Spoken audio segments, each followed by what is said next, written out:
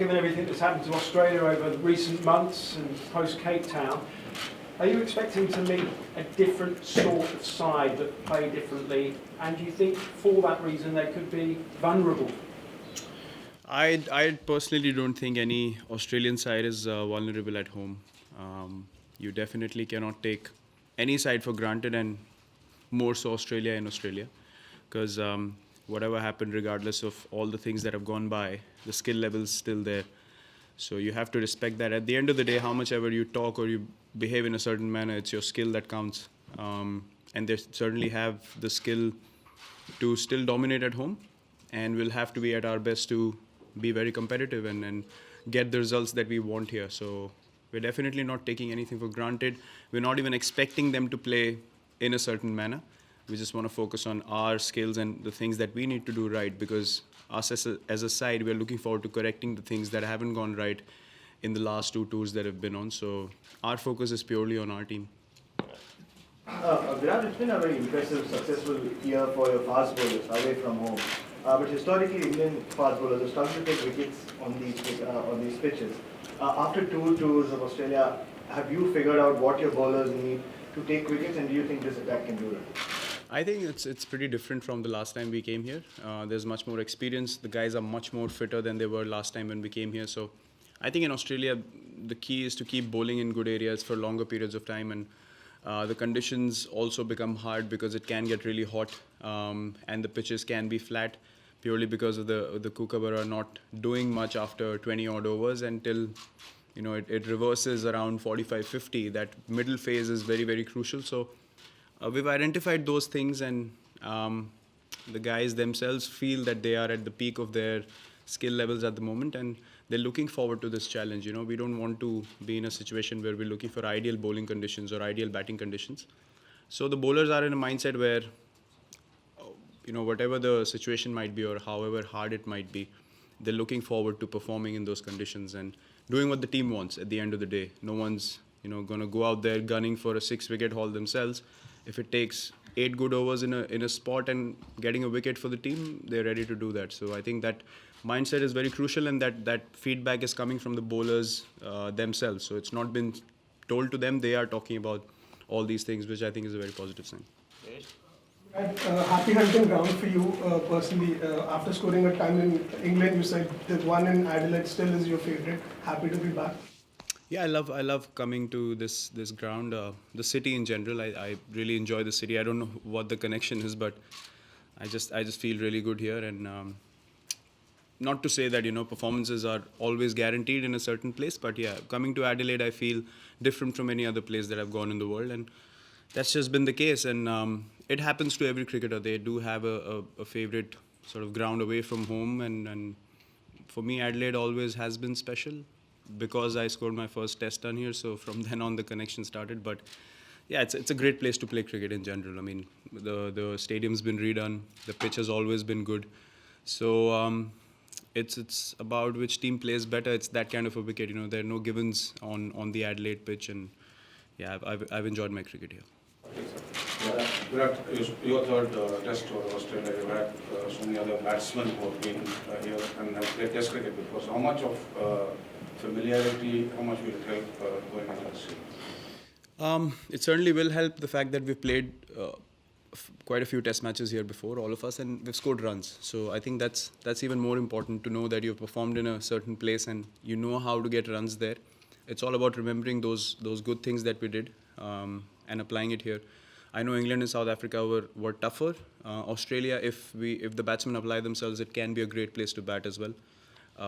But it takes character. It takes grinding out tough situations, because, as I said, the Australian team has great skills, especially their bowling attack is really strong. So they will challenge us definitely a lot more. So we will just have to ride that particular phase and then capitalize on the sessions that go our way. So I think as batsmen we are looking forward to that opportunity, and purely because we need to step up as a batting group.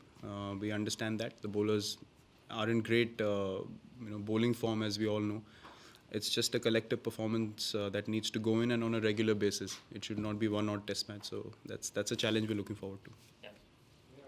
You decide on your 11 tomorrow, and if you haven't, can you tell us what positions you're sort of tossing up and sort of We have the 12 ready. We'll be announcing after the press conference. after the press conference? Yeah. Because you picked two spinners out in the overseas tests this year, you picked two spinners only once, that was at Lords. You play with the lone spinner most of the time, so 5 pulling back. How does that change when you don't have somebody like Hardik Pandya? If you do go even 4 bowler attack on pitch or in series? It obviously has an impact. I mean, every side would like to have a fast bowling all-rounder, which we do not have right now with Hardik injured. So that's obviously a great sort of luxury to have for any side. We do not, so we'll have to go in with the best combination possible for us.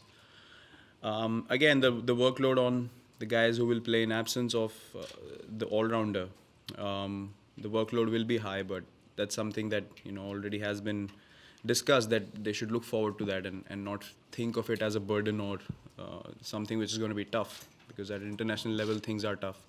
So we'll just have to embrace that and make something out of the resources that we have at present, and try to put in the performances that the team expects players to. So losing Hardik is obviously a bit of an issue, but I don't see that as a major issue, because in Australia, you still have to bowl really well, even if you're an all-rounder, to contain batsmen, which is always a challenge. Sorry? He'll be announcing the 12th, so I'm not going to talk about it now. Last few. Just in recent times, India hasn't got off to the best start in the first Test matches. In England, you touched on it, saying we need to play with a bit more freedom. Have you guys talked about it, and what's been the sort of the discussion about how to start better in a first? Yes, for sure. I mean, we're not looking to start tentatively. I think we all want to express ourselves, go out there and be positive. Not meaning that we're going to play rash shots or we're going to be all over the place with the ball, but just in our heads, wanting to bring our A game in the first game itself, and then try to lay a good foundation for us to capitalize on that as the series goes on.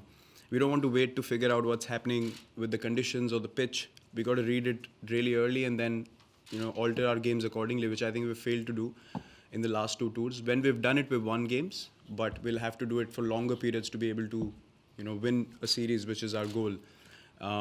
So we don't want to be a side that plays exciting cricket in one Test match. We want to be a consistent side, and for that I think we need to adapt quicker than we have in the past. Can you change your plans according to the Australian team? They're not playing Mitchell Marsh, so they'll have Nathan Lyon there. If you can take Nathan Lyon down, you really change their plans. Would you go in with it? Well, last time we played here, we had to sort of be positive against him because he's such a good bowler, especially in these conditions. He understands the pace of the wicket, the bounce it's going to provide him, and where the fielders should be.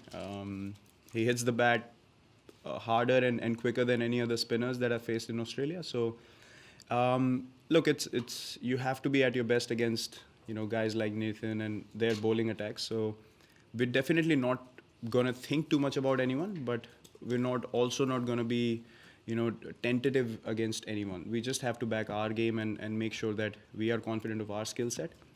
And guys have to find ways of playing different bowlers accordingly. Some might want to sweep an off spinner, some might not. So we'll just have to figure out our own game plans, as I said, adapt quickly and then see how the wicket's behaving, and then find a way to score runs. We just don't want to stand out there and do nothing. You got to find ways to score runs if you want to win Test matches. One of the old things about the Australian team is, if an individual player is looking for motivation, they might get into a contest or get into an individual battle with another player. Given what's happening with the Australian team this year, do you expect that sort of thing to happen as happens in Test series? Do you think that'll be too hard for them to, go away from? I personally don't think that any team should be totally negative after something like that happens. I don't see stuff happening which has happened in the past where both teams have crossed the line, but still you have to it's a competitive sport at the end of the day. It's international cricket.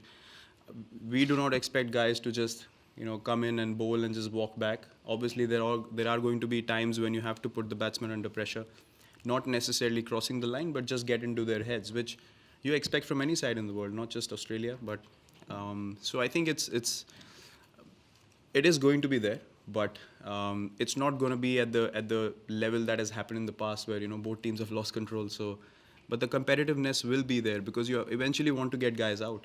If the situation is going your way and you understand you're up against an important guy in the opposition, you will go hard at that person, be it in your body language or just putting in a word or two. But I don't see anything radical happening because the skill set is high, so we necessarily would not need to get into anything. But yeah, at times when situations are difficult, you do find ways to upset the batsman's rhythm, and I think a bit of banter there is not harmful at all. Final one. Yes. Virat, आप तो paper पढ़ते नहीं, लेकिन जो हम paper यहाँ पढ़ते हैं, आपके टीम में प्लेयर है विराट कोहली बोल के, बस ऑब्सेशन है उसके बारे में, और कुछ लोग ये भी सोचते हैं कि बाकी बैट्समैन में दम नहीं है. ये दोनों चीज़ों की तरफ आप कैसे देखते हैं? नहीं, मुझे ऑब्वियसली इस चीज़ पे मैं बिल्कुल भी विश्वास नहीं रखता हूँ, क्योंकि हमारे जितने भी बैट्समैन हैं उनके पास उतनी एबिलिटी है कि वो अकेले मैच को पलट सकते हैं, और उस चीज़ में मुझे 120% फेथ है और उनको भी अपनी एबिलिटी में फेथ है. तो बाहर लोग किस तरीके से किस चीज़ पे फोकस करते हैं वो हमारे कंट्रोल में नहीं है, और ना तो मैं किसी को मना कर सकता हूँ, ना मैं बोल सकता हूँ कि करो.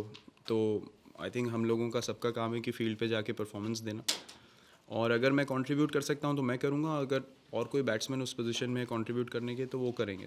बेसिकली गोल इंडियन टीम का होता है, और कोई क्या लिखता है या किस वजह से लिखता है वो हम लोग नहीं बोल सकते, क्योंकि हमने वो नहीं लिखा है वो चीज़. तो आई थिंक हमारा काम सिर्फ क्रिकेट पे फोकस करना है, बाकी इन चीज़ों से मुझे ऑनेस्टली कोई मतलब नहीं है.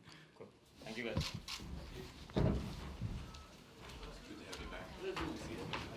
Yeah, good.